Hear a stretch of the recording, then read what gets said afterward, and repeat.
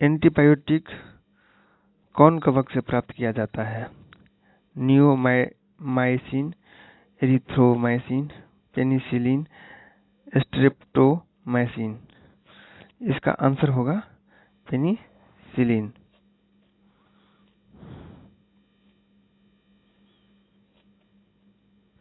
प्रतिजैविक एंटीबायोटिक एक प्रकार का रासायनिक पदार्थ है जिसका निर्माण कुछ सूक्ष्म जीवों द्वारा होता है। एंटीबायोटिक पेनिसिलिन कवक के पेनिसिलियम नोटेटम से प्राप्त किया जाता है।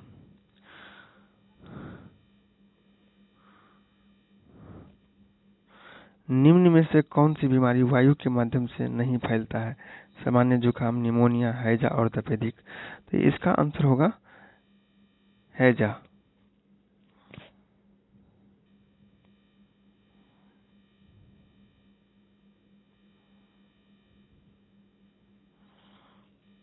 खांसी, जुकाम, निमोनिया, तपेदिक या क्षय रोग आदि वायु के माध्यम से फैलने वाले रोग हैं, जबकि हैजा दूषित जल, दूषित खाद्य पदार्थों तथा मक्खियों द्वारा फैलता है।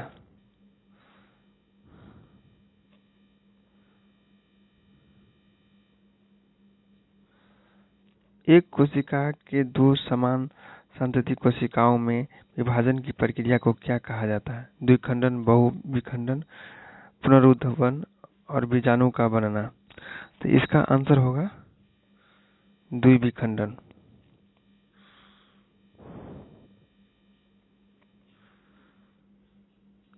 एक कोशिका के दो समान संतति कोशिकाओं में विभाजन की प्रक्रिया को द्विविखंडन कहा जाता है। जैसे अमीबा जीव द्विविखंडन द्वारा जनन करते हैं। इनमें द्विविखंडन एक प्रकार का अलैंगिक प्रजनन तथा कोशिकाई विभाजन है। लिटमस का घोल निम्न में से किससे निकाला जाता है? हाइड्रेगी, लाइकेन, जेरेनियम, पेट्रोनियम। इसका आंसर होगा लाइकेन।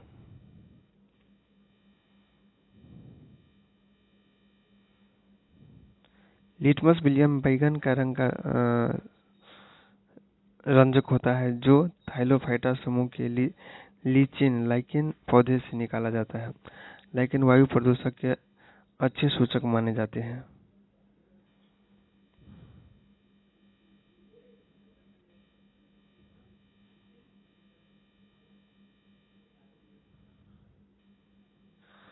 निम्न में से कौन सा ऊतक त्वचा के नीचे और आंतरिक अंगों के बीच पाया जाता है? वसा ऊतक, पेशी ऊतक, तंत्रिका ऊतक, उपकला ऊतक। तो इसका आंसर होगा वसा ऊतक।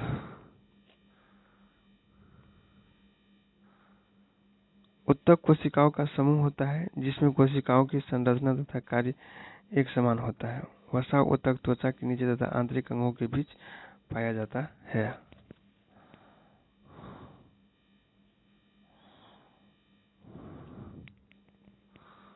मेलिओडोसिस क्या है? संक्रमण रोग है, जोड़ों में पुराना दर्द है, स्मरण शक्ति में क्षति है, त्वचा पर लाल चकत्ते। इसका आंसर होगा संक्रमण रोग है।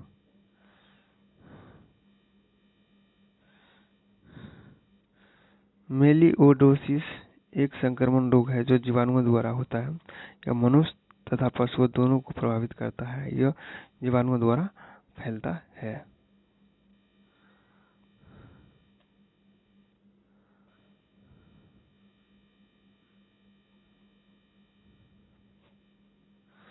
निम्न में से कौन सा रोग मानव शरीर में श्वेत रक्त कोशिकाओं को प्रभावित करता है? पोलियो, छोटी चेचक, ल्यूकेमिया, मस्तिष्क ज्वार। तो इसका आंसर होगा ल्यूकेमिया।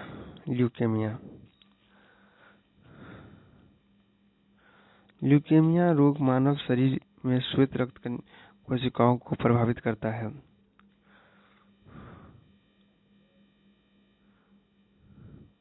खारे पानी में पैदा होने वाले पौधे कहलाते हैं जीरोफाइटा, हेलोफाइटा, हाइड्रोफाइटा, माइक्रोफाइटा। इसका आंसर होगा हेलोफाइटा। हाइलोफाइटा ऐसा पादप होते हैं जिनका विकास लवणीय जल में आसानी से होता है तथा उच्च लवण लवणतायुक्त जल में पैदा होते हैं एवं विकास कर पाते हैं।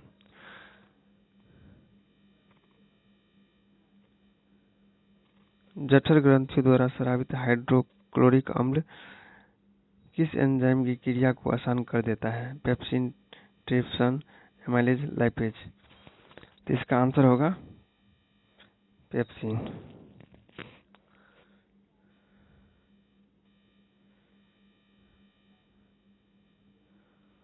पाचन कार्य आमाशय की भित्ति में उपस्थित जठर ग्रंथियों द्वारा संपन्न होते हैं। ये हाइड्रोक्लोरिक अम्ल एक प्रोटीन पाचक एंजाइम पेप्सिन तथा श्लेष्मा का स्रावन करते हैं।